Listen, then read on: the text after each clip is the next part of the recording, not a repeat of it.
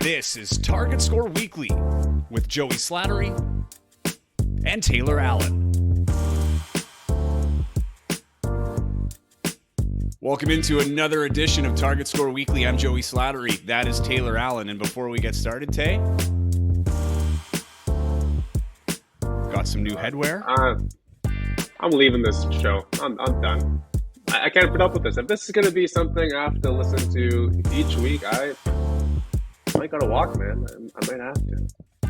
Oh, I'm not saying anything. Sometimes nonverbal communication is the best type of communication.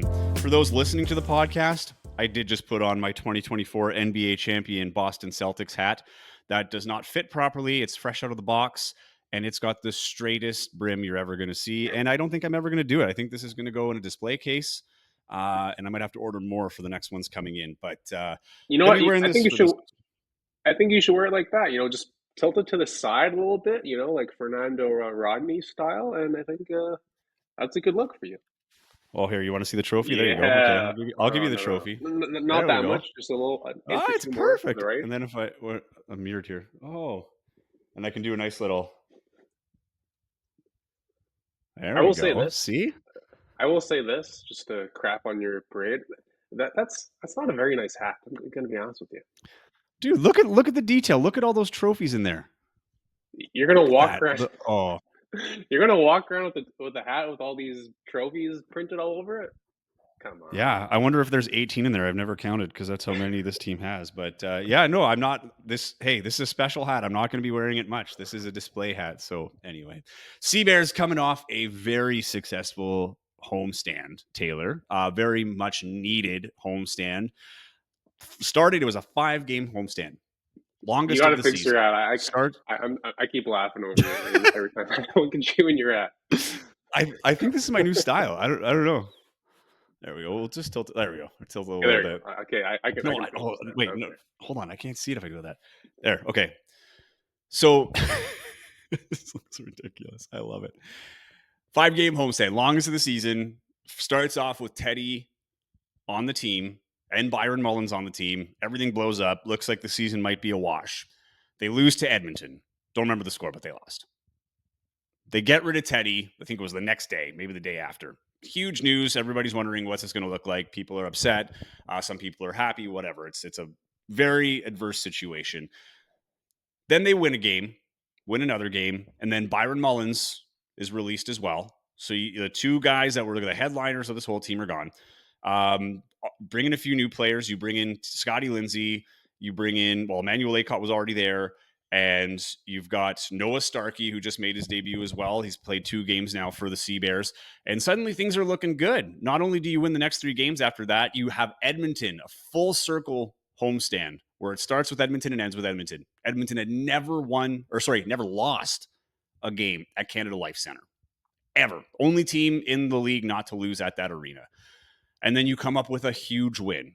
And the thing with that game, Taylor, it was really good throughout the whole game for the most part until the end, right? And I remember I was doing the play-by-play for that game, which was a lot of fun. I hadn't done that in years. But I remember calling it and seeing, okay, like Edmonton's chipping away in the 4th, right? And I'm thinking to myself, it was Trey McGowan's who goes off in the 4th quarter. I think he had like 27 points total. But in the 4th quarter, he goes off.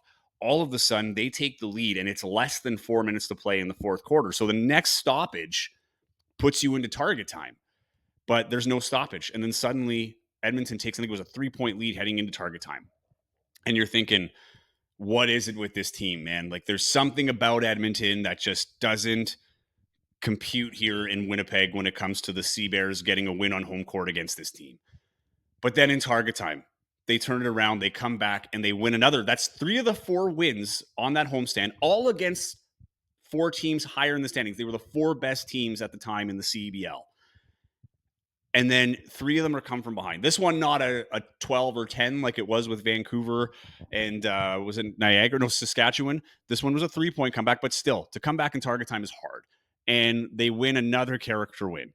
Huge. Everything's good. At this point, you're 7-5. You're 2 games over 500. When Teddy left the team, you were 3-5, right? Yeah, 3-5. So then you're now 7-6. You're going to Montreal. And I talked about this with the Montreal road trip was it's like that dud game. Like you look at the schedule, it's like, okay, so Montreal, bottom of the East, between them and Ottawa, they're hosting championship weekend. So, easy game to overlook, knowing the game after that is against Teddy Allen, your former star, who's now with Saskatchewan, your rival, right? And they put up a dud. But let's start with that Edmonton game, because that was I think the last game we would have done was that Niagara win. Your thoughts on that Edmonton game? Because I thought it was well played throughout, but they really struggled with the complete game. It's either slow starts, which there was there too. I think they were down, 5 or 6 early. Edmonton went on an early run, but then they kind of took control of that game. But then at the end, it's just, right when they had to seal it, they couldn't. But character win, sure. And I've been the one that's been these character wins, careful with them, right? Because they don't always work in your favor. But what were your thoughts on the Edmonton game? Last season it felt like basically every game, whenever it got to target time, that the Sea Bears were like looked like a different team, and not in a good way. They would be up 10 points, and then target time would begin, and they would make things very difficult on themselves and just barely kind of get by. Where this year's team, they can go into target time losing, and then they'll start playing some of their best basketball, and they'll come out on top. So I think that's one of the biggest differences between these two teams. That the fact that this team, when they really needs to come out and play, this team can buckle down and do that. And I think that's a sign of a team that can win big games, can win in the playoffs and whatnot. So I think that's a very encouraging sign for this group. But it's interesting. That last game against Edmonton, the one with Teddy, where things were a disaster, and truthfully, I ripped them on the pod the next one after that, because that team looked like it was broken, like it was ugly, ugly, ugly basketball. And one of the things I said was, you look at Edmonton that game, I think they had like 5 or 6 guys scoring double figures, and their leading scorer had 17 points.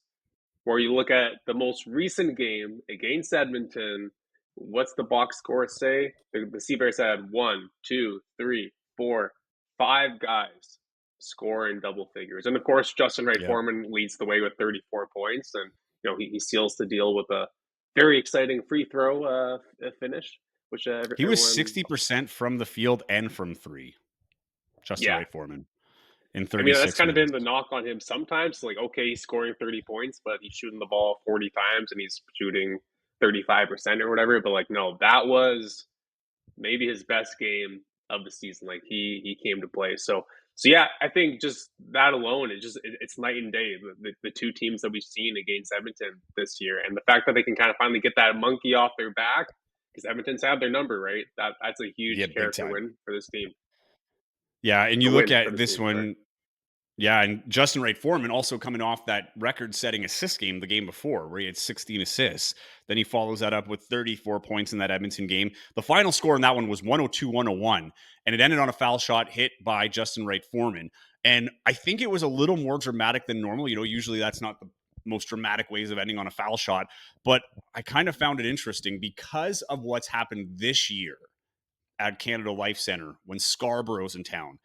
1 point needed for the win in that that would have been Scarborough's season opener, second game of the season, home opener for the Sea Bears, and there was 2 foul shots missed, and then the Sea Bears go the other way. Teddy gets the ball to Alex Campbell, who hits his 1,000th point with a massive 3-pointer to win the game. Right, Great so Foreman's I'm not sitting here missing free thinking, throws though. well, exactly. He's a really good free throw He's a shooter, different but guy. you're sitting there thinking, just hit the shot, right? Like everybody's sitting there, just hit it. It's a tight game. It's a next basket wins. So there's a little more, it's always when it's like a 10-point lead and you need that foul shot where it's like, you ended on a foul shot. But when it comes down to the winning point on not even a next basket, just a next point wins, right? You can't foul at this point. Like this is where target time is kind of awesome because you are forced to play so clean at the moment you're the most tired. Like I think it's one of the biggest tests in this sport that you don't necessarily see in the NBA very often, simply because target score, puts you in that situation where you have to hit that bucket to win. And anyway, seeing that where you can't foul, you got to play clean, and then boom, you draw the foul, then you have to hit the foul shot. So it was a huge win. It wasn't the big dunk or a big 3-point shot like that Alex Campbell winner, but it was still massive. As you said, 5 guys in double figures. And the one was David Mwenkat, who had a unreal game too. He had 7 rebounds, 4 of them offensive rebounds, and they came in like I think 3 of them were in target time. Like, Crazy. just had an unbelievable game. He's been such a boost to this team. And we said this when he was signed. Like, he might not pop off the score sheet, but he's so entertaining. He had a massive dunk in that game, a bunch of rebounds. Like, he's just such a great asset to this team. He doesn't need to score 30, but if he gives you a 10 and 8, or, he's been doubled. And the funny thing is, that wasn't even a double double. He had double doubles, I think, the 2 games before that. So he's been awesome to watch. But everybody kind of came together. It was a slow start for Noah Starkey. That's the newest Sea Bear. He won a G League championship with Oklahoma. Is it Oklahoma Blue, the Oklahoma City Thunder's G League affiliate? Again, not a guy that popped off the stat sheet. And, you and I talked off the air about that. Maybe this is a good signing, instead of trying to swing for the fences, just get a guy that's going to, bring the lunch pail to work and, not worry about stardom or touches or anything like that. That said, he's not afraid to yap at his teammates. Like, first game, there was miscommunication. You could see that he was visibly talking to guys to get things together. But he had a much better game in Montreal, though the outcome wasn't great. But yeah, that win was huge. 102, 101. Everybody played pretty well. Scotty Lindsey, Justin, man. We got to talk that's about the him other too. one. Thanks for bringing that up. Scotty Lindsey was another one. I'll let you take that away. 15 points, all came from 3-pointers. Shot 5 for 6 from long range. I mean, that's probably one of the best shooting performances and 3-point shooting performances, if not the best we've seen in Sea Bears history. Well, actually, Teddy broke the record last year, so it's like Yeah, but I think probably the best one. I'll side with you on that in terms of this guy came in as a 3-point marksman, right? And that's, say, like an AJ Hess last year was also supposed to be that guy, and it didn't pan out. And the first game he played, it wasn't as hot, right? And then it just seemed like, oh, this is what they brought in. This is what we can expect from Scotty Lindsey. He did have a great game. And yeah, you're coming out of that homestand, perfect timing for the homestand. You're now in good standing, literally. Like, you're now in the middle of the standings. You got a couple games on Saskatchewan and Calgary at that time. So everything's looking good, right? But it had been a long time since they were on the road. And the weird thing about their schedule was it was road, home, and then there was road for a bit. And then they come back it was their longest road trip, 4-game road trip, and then they come back in a 5-game homestand. So you can't even really look at it and say, like, oh, they're a good road team or a good home team, because so much had changed in that span. Almost like you forget how they play on the road. So they get that, everything's looking good, and you beat some big teams. And I talked about these come from behinds being, playing with fire. And that's what they've been doing, right? And everything's been coming up. Then you go to Montreal. You're not at home. You're in another, energetic venue. It's not Canada Life Center, but Verdun Auditorium. You talk to any player coach, like, it's got an energy in there. People love playing there. It's this very old auditorium, like a little stadium, but it's apparently got the character. It's one of the favorite venues in the league. One of the venues I would love to visit, actually. And they get off to a really bad start. I believe in that game, the first quarter, they had 8 turnovers that led to 17 points, Taylor. It was nuts. It was 32-18 at the end of the first quarter. That was the best quarter for Montreal, but like, that was the tone setter. They come back in the second quarter, outscore them in the second, and then in the third quarter they take over a lead, right? Mason Bercier in that game against Montreal was definitely the standout. Mason had 13 points. He was 4 for 6 from the field. Added a 3-pointer in there as well. He played 28 minutes. He had three rebounds, an assist. He did have 4 turnovers, mind you, but the guy was playing hard. There was a play that, they finally got the tie. It was Justin Wright-Foreman making a great defensive play. We knock him a lot on his turnovers and things like that, but he creates a turnover, gets the ball to Mason. Mason goes the other way to tie the game up with a dunk. And then there's a few plays later, he gets them the lead, right? So it kind of seemed like, okay, it's just a slow burn. They're chipping away. Maybe it's getting them a little bit to get in the game. They're on the road again, getting used to some things, but they're going to come out on top. That was kind of the feeling, coming into the fourth. But then they just put it on them, man. Like, Ahmed Hill, 31 points in 36 minutes. That guy was an absolute beast for Montreal. Chris Smith was another guy, added 18. Guillaume Pay and Boucard had 15 as well. But for me, Jordan Bowden had like a huge 6 points, including the game winner. He had a great game. He had 8 assists on the night. 6 rebounds. They just came together. It really felt like Winnipeg was playing a team that was hungry, right? Like, even though you're guaranteed a championship weekend, you saw what happened to Vancouver last year, difficult season. And then they, stumbled into championship weekend and it was a quick out. Montreal doesn't want that. And it felt like the urgency was there and it just wasn't at the same level for Winnipeg. Now, we've been talking about rebounding for a long time. It's gotten much better in the last, let's say 3-4 games. Last night was definitely their best rebounding game. And I think that's a part that's unfortunate. They had 50 rebounds overall. 24 of those 50 rebounds, almost half of them were offensive rebounds. That's insane. They had 18 offensive rebounds in the first quarter. Checked with the league. They weren't able to confirm, but that could be a record for offensive boards and a half. Like, that is a ton. Noah Starkey, to his credit, had a real bounce back game. 8 points, 9 rebounds. So he's a field goal and 1 rebound away from a double-double. I really liked his game last night. He and Mason Boursier were the standouts for me. Justin Wright-Foreman, though, 16 points in 35 minutes. Uncharacteristic for him. He had 4 assists, but he also had 3 turnovers. Here's the thing, though. This isn't me jumping on Justin Wright-Foreman because we can't expect Justin Wright-Foreman to put 30 a game. I know it's his average, but you're going to have off games, even in a short season. My issue was no one stepped up. Jared Ogunbemi-Jackson was out. He had some back problems. Chad Posthumous didn't play, but honestly, I wouldn't say that was an impact. That was probably by design because it was a 3-point shootout at times between these two teams, and they were doing fine on the rebounding end. So it's not like that was the changing thing. I feel like where Chad would have helped out, they were doing fine. But who's going to step up in scoring when you've got Jared out, right? Because Jared's kind of been that guy.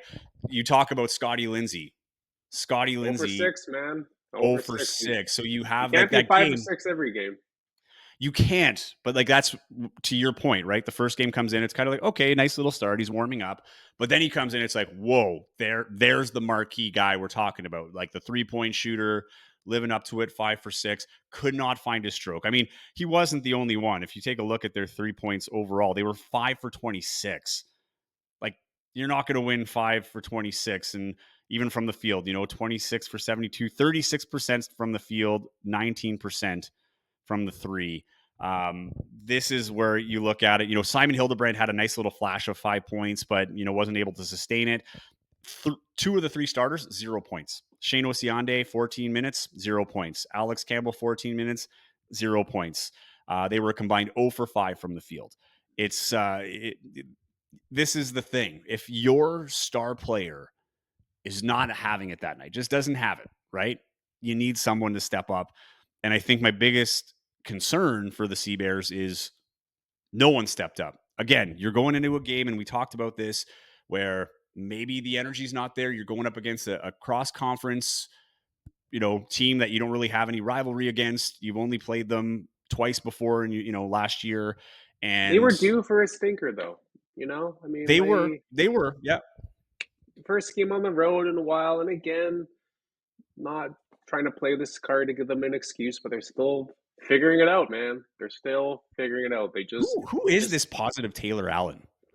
I don't know, man. I don't know what I've been eating or drinking lately to make me feel this way, but yeah, I have been the positive guy lately. So, I mean, the fact that I didn't watch the game, just being honest, I was working the Bomber game last night and then got home at 1:30 in the morning, so I didn't feel like staying up till 3 to watch the game to give you guys this And to be fair, analysis at 9 we're a.m. recording today, this early on a Saturday because I have to catch a flight early this afternoon. So props to you. Don't worry about that.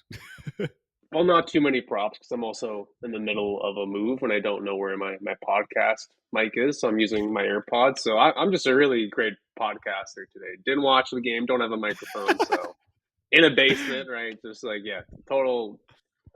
Yeah, feeling like a total loser. But whatever. Anyways, but the fact that they only lost by 7 points, here's my box score analysis. The fact that they only lost by 7 points when no one could shoot, right? Wright-Foreman had one of his worst games that we've seen in a while.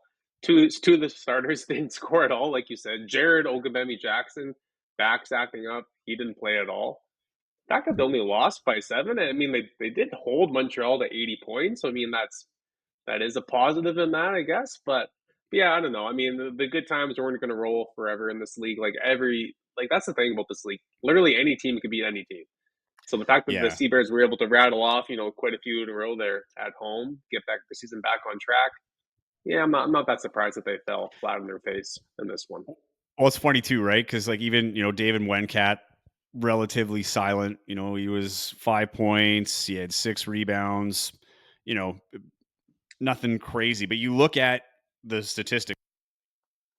Sometimes the stats, I wouldn't say lie, but like they had 41 bench points, the Sea Bears last night, to what is it, 8 bench points for Montreal. But Montreal had 31 from their guy, right? Like their star was a star last night and did what he had to do. So that's where the issue is like you were getting the scoring by committee, but just wasn't enough. Like it was a close game. You needed a little bit more. I mean, this is a low scoring game. To Winnipeg's credit, 80 points is one of the lower points against per game they've had this year.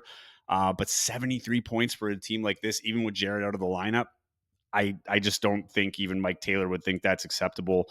No, of course not. But But I mean, you're, it I, happens, man. Bad shooting nights happen. You can live with that. If that's the way if you lost because you had a bad shooting night, you can kind of live with that because that's going to happen in a 20-game season. But question for you though: why is Emmanuel Acott not starting? I mean, it's working. Like him, this role is working. He's playing lights out. I mean, he looked like he's one of the actual few guys who had somewhat of a decent game last night. Well, why is Simon yeah. starting over? No offense to Simon, but why is Emmanuel Acott coming off the bench here, man? Like he's been one of their top three players in these past Mhm. few weeks here. Honestly, I'm wondering if it's if it's not broke, don't fix it. Simon's been good. Simon's also been with the team. Maybe it's a bit of a loyalty thing. And I will say this: a lot of the guys talk about Simon's like basketball IQ, like how he retains the system. He's one of the players that knows this playbook inside out. He's a guy, even in his remember, he's a sophomore player in Canadian university basketball, starting at the CEBL level. And if you've ever met or talked to Simon, not a super outgoing guy, not a loud guy, but a guy that these pros, veteran pros in cases, are going to for advice or just to get clarification on things. So I think there's an area there where it's kind of on the court. He's the guy that's making sure things are working. Remember, Manuel Acott is still hasn't even played half the season with this team. So that could be another thing just to keep some sort of consistency. You look at this starting lineup from yesterday. The only guy from the initial starting lineup for the first 3 games that is still on there is Alex Campbell. You had Scotty Lindsay starting last night, Justin Wright-Foreman, Simon Hildebrand, and Shane Osiande. Simon and Shane being on the team last year, right? So maybe that's what it is. Also, Simon's pretty good defensively as well. Like there's some times where he gets outplayed or whatever, but he's got that ability to stretch the floor. He plays hard. He had a nice dunk last night too in traffic. Like it was a near poster, and he's definitely got that. And I think it's more of a building to the future, but I think he's earned deserving of the spot. Emmanuel Acott's playing great coming off the bench, and he's playing starter minutes. He played almost 30 minutes last night, and Simon only played 16. So maybe it's just a matter of getting that feel for the game, set that tone, and then let Emmanuel Acott go in fresh when the other team starters are starting to dwindle a little bit. I'm not too sure, but it's like maybe last night would have been a night to start him. Who knows? But let's see how that pans out because they play Saskatchewan next. I will wrap up this by saying I saw this game coming. It had all the ingredients for what we saw last night. It's right smack dab in the middle between your biggest run of the season and an important dramatic run coming up. The next game for the Sea Bears is on Thursday, July 11th, against Saskatchewan in Saskatchewan. The first time they will play Teddy Allen since Teddy left the team. He was released a few weeks ago. He was signed last week by Saskatchewan. We'll get into that in just a little bit about the Teddy Allen signing, but to me, I think that was a part of it. It's hard not to look ahead, right? The Saskatchewan, you don't really know what's happening out there. They could be a threat. It's a tight Western Conference race. This would have been a huge win, but as you said, you can't win them all. The stinker is out of the way. It's how you respond. And even having Mike Taylor on the post-game show last night, didn't sound, there's no panic button being pushed. They're still above 500. That was the whole point of this. The bright spot of this homestand is you've now given yourself at least a little bit of pad for these kinds of games, but you can't have many more moving forward. So, and looking to last night was a great night in the CEBL. You had Edmonton playing Vancouver for a battle basically for first place in the West, and Edmonton is now in first place in the West. They beat Vancouver by 10 points and they have the tiebreaker. So they're both 9-4 now. Winnipeg being 7-6. And just going to pull up the standings here to make sure everything is, where did I put it? So yeah, so Winnipeg's still in third at 7-6 because they're still ahead of Calgary at 6-7.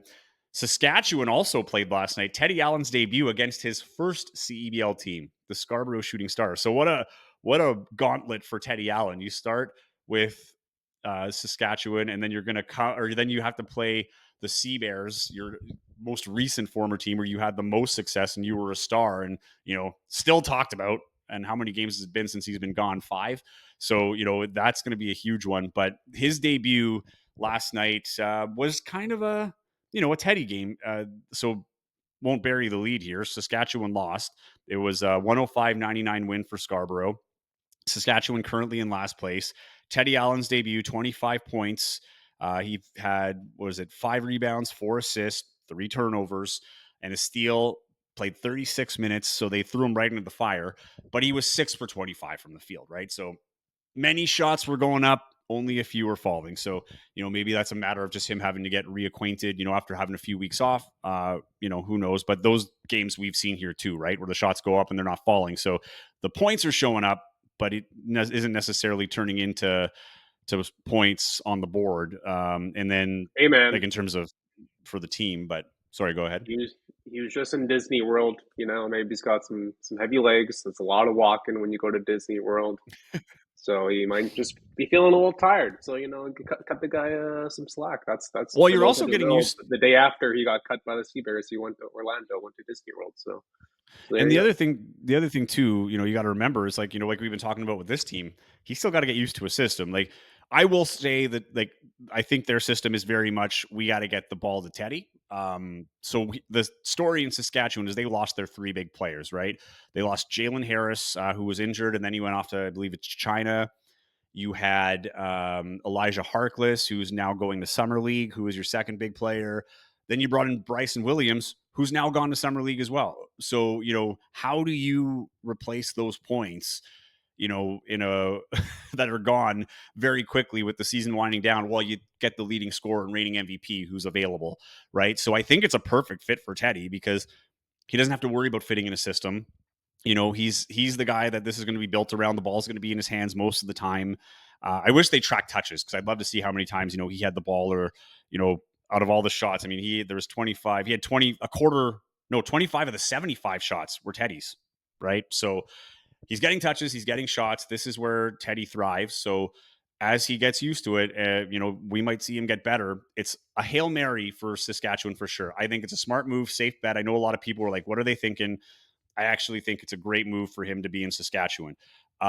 This next game, though, that might be his best performance of the year. I'm sitting here looking. He is going to will his way to a great game, right? Even if shots aren't falling, I can't see him having less than 25 points. He's going to be hungry. He might even set a record. He might actually overtake the single season record for points in a game just because he's going to have the opportunities. So for Winnipeg now, I mean, yeah, you're fired up to play your former teammate, that's left and everything else. And things have been better since. But do you think Teddy's just going to sit there and be like, yeah, you guys are playing really well since I left? I'm just going to sit here and take that and be like, yep, I was the reason. Not a chance. He's going to have a great game, and they have to play him twice because they come back here on July 20th. And that, I wonder if it's even a sellout yet. That's going to be the game of the year, I think, for the regular season for the Winnipeg Sea Bears, with Teddy coming to But town. it's going to be Justin Wright-Foreman's first game back in Saskatchewan as well, That's right? So true. Yep. he's going to be feeling juiced up too. So yeah, there's going to be a lot of good storylines with that one. So that will be a lot of fun. But I think I'm curious to see what kind of reaction Teddy's going to get when they play in Winnipeg. What are your thoughts? I think he's going to get a very positive reaction from the crowd. I mean, he didn't ask to leave, right? They released him. Yep. Good memories with him last year, and the team's doing better now without him. So I mean, how can you really hate the guy? I guess so. I would assume he'll get a nice positive reaction from the crowd, but I don't think they're going to be playing a tribute video for him or anything like that, which you see sometimes in sports because this is kind of a little different situation. But yeah, well, what are your thoughts? What do you kind of expect from the crowd that night? I've said this, many times before. It's a difficult situation, right? I mean, Teddy was great with the fans. Teddy was great with us. Teddy, like you talk to the media, like Teddy was great with everybody. Everything seemed good when you'd watch it with the teammates, but it wasn't a fit. There was something clearly that was struggling there with relationships, whether it was him and Mike Taylor, whatever it is. But there was a frustration and a big decision had to be made, and it was made, and people were upset on both fronts, right? There was both sides of this. What I think is going to happen is this was best for everybody, right? Teddy's now in a situation where he can, play his way. He still has an ability to make an impression here. He still has his NBA dreams. And I think this is the best for him to exploit his strengths.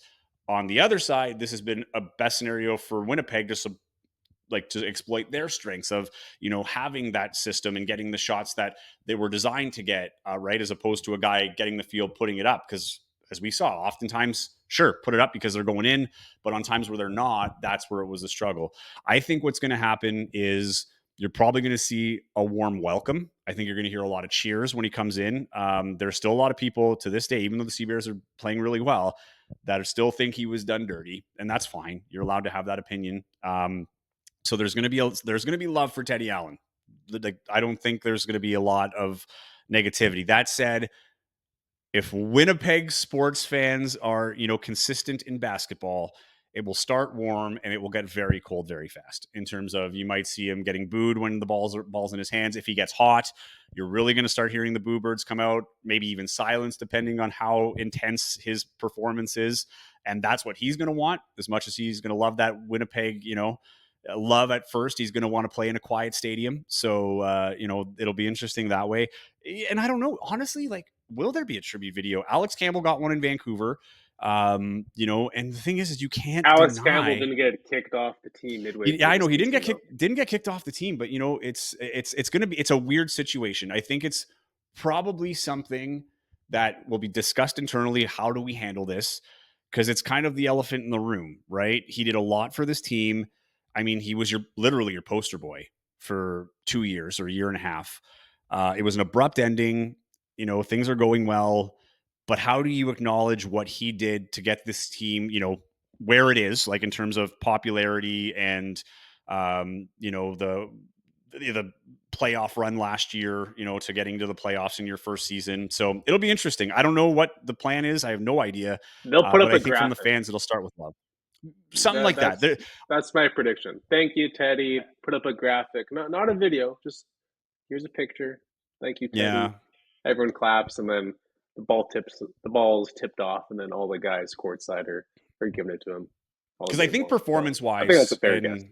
and I think performance and impact wise, he deserves one. I mean, again, it didn't end in the way you wanted. It was a release. It kind of went against the culture and whatever else, as they were saying in their release. But he deserves something. I'm in the camp of, for the incidents in whatever 9 games that weren't public, like other than that blow up in the last game he played.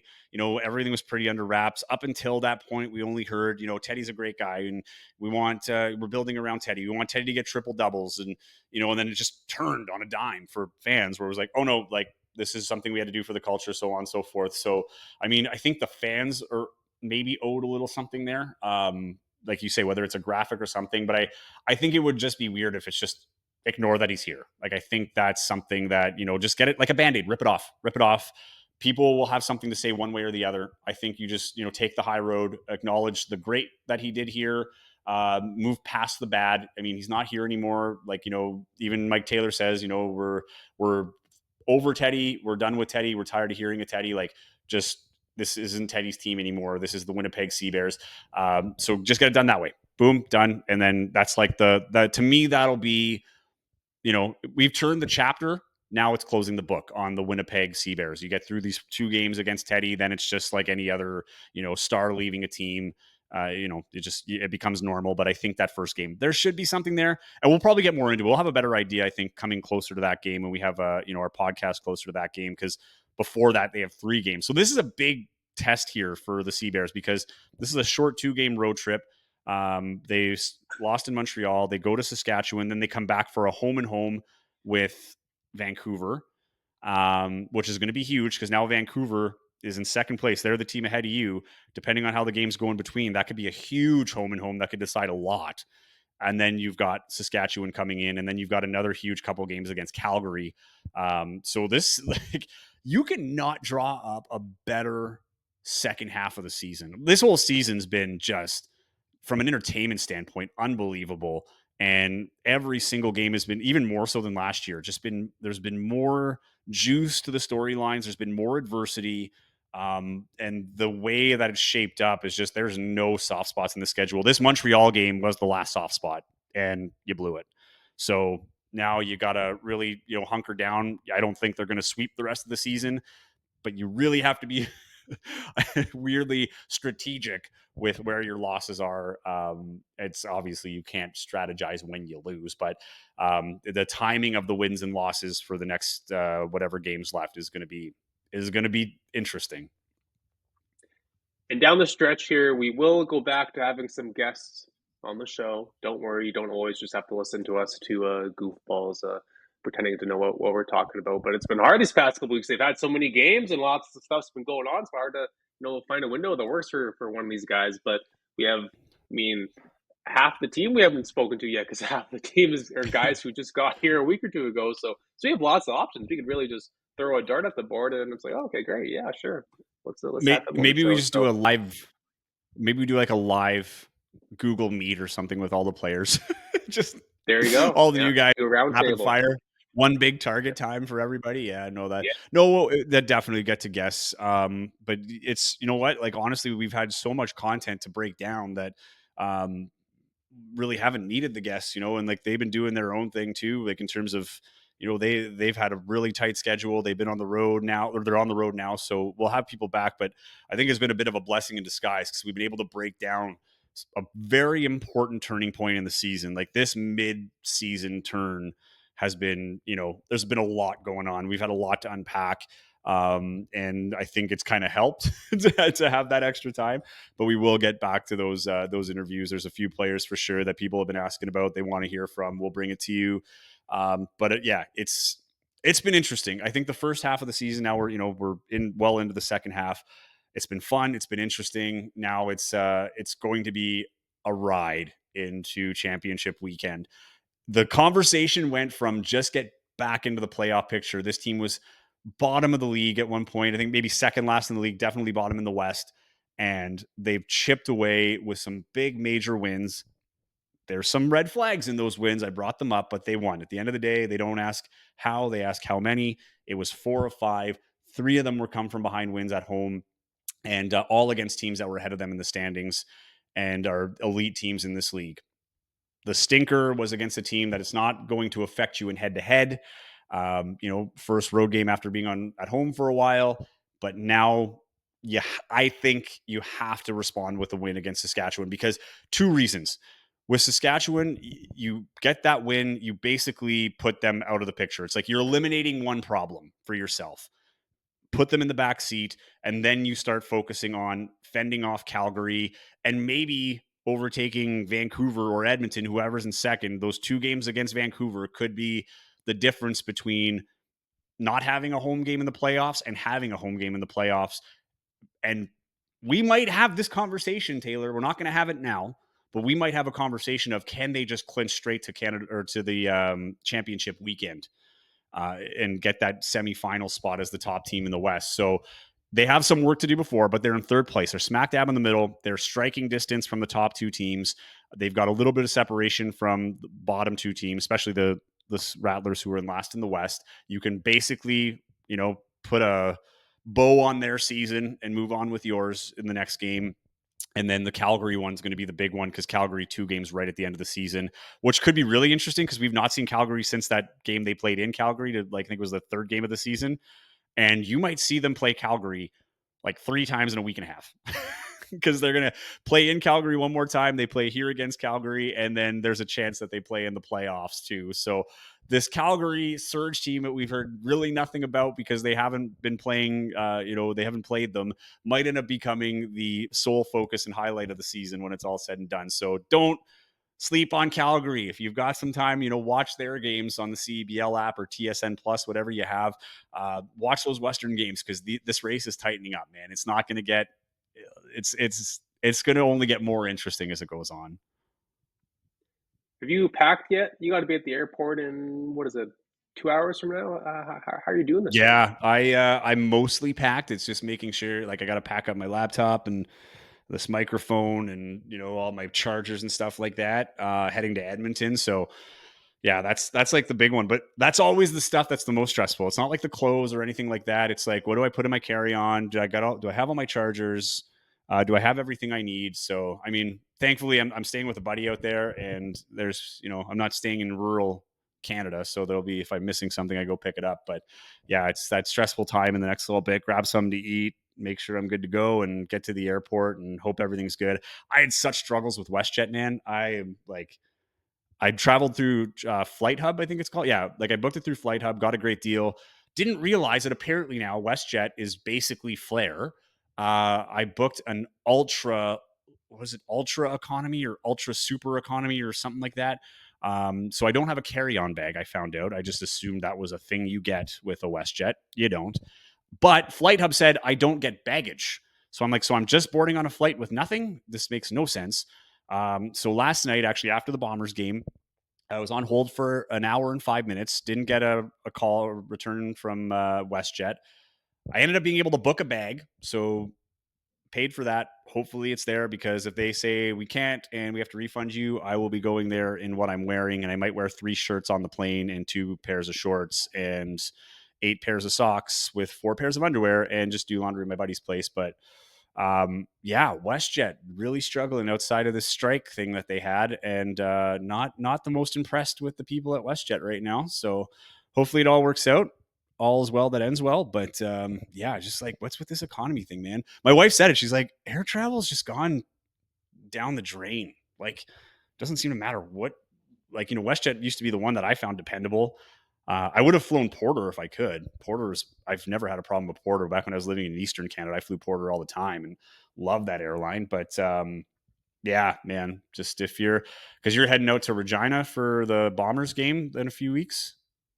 I am, but I'm going to drive.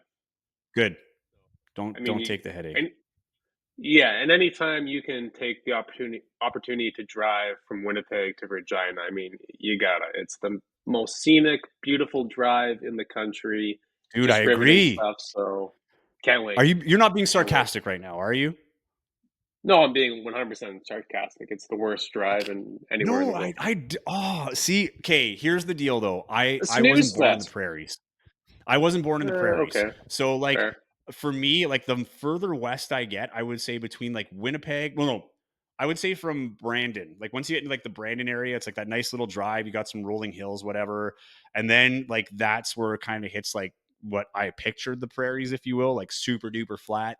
And like the fields, and like you're going at a time where like the flax fields will probably be in full bloom. So you're gonna have like purple fields, gold fields, dude, your wheat fields. Oh man, I don't know. Every time I drive in the prairies, like from here to like say Swift Current, when they start getting into the Badlands, I think that's the most beautiful drive. But again, I'm just not used to it. I guess I've driven it a few times now, but growing up in Ontario, it's just like rolling hills, like.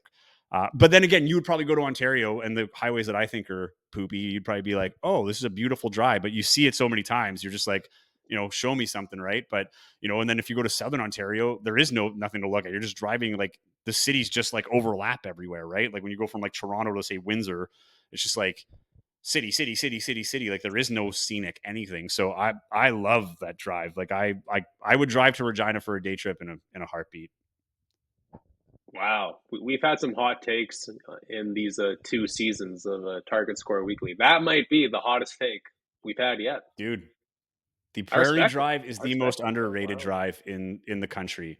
I've driven Wow. I've driven this entire country with the exception of the territories and the East Coast, like the Maritimes. But I've driven Quebec, Ontario, and like all of them up and down, like Northern Ontario, Southern Ontario, Northern Saskatchewan and Alberta, Southern Saskatchewan and Alberta. I went through the mountains. I haven't been to Kelowna, but I drove through Kamloops into Vancouver, which is the scariest drive in Canada, especially at night. And yeah, prairies, man, underrated. Sleeping on it, and everybody. That's the thing where prairie people don't help themselves because like they poop on that drive. So then everybody in Ontario who's never driven it, or Quebec or wherever, like, oh yeah, boring, straight, blah blah blah. Like you've never driven it. It's like the most mind blowing thing if you're not used to that, like that flat landscape where you just see everything forever and beautiful skies. Like especially if you get like a nice sunny day with a few clouds. Oh, dude, now I want to drive to Edmonton. Okay, fine. Well, 2 weeks from now, I'll try to appreciate the wheat fields, the gold Here, fields, the purple fields, whatever take me with you were you. talking I'll about. drive. So You sleep. I'll drive. That way you don't have to perfect. worry Okay. about it. And I'll take it in. I'll put in some tunes. Put on a little Boy Golden and enjoy my prairie drives while I listen to some prairie artists. And we'll call it a day. And then you can wake up nice and rested, get to work. Be your best work yet on the Bombers beat because you were so rested on the road. Love it. Sounds like a plan All to right, me. we're gonna And do just that. before we close up though, I mean, props to you. You were at the Bomber game yesterday, and I talked last week how we're married to the game, right? It was Game 7, Stanley Cup Finals. We're texting about the Sea Bears. Well, you're at Princess Auto Stadium yesterday in the crowd, and you were the guy on your phone watching the Sea Bears So game. yeah, I respect so that. my I respect the my hustle, man.